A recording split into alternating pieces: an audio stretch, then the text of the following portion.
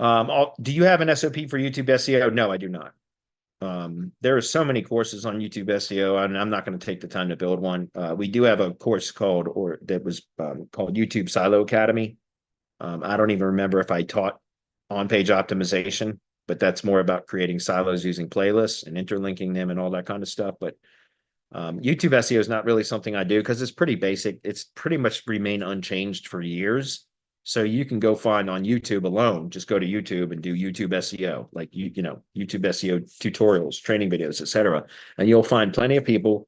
It's pretty standard and it's been unchanged for years. The biggest thing about YouTube is engagement signals. YouTube engagement and watch time is the most important metric in YouTube for ranking. You still want to do all the other things, on-page optimization, proper SEO titles, tags, optimized description, all that kind of stuff. That's all still important, but that's all basic stuff that's been around for years. It's remained unchanged. So you can find free training on YouTube to teach you how to optimize YouTube videos, or go sign up for something like, what is it?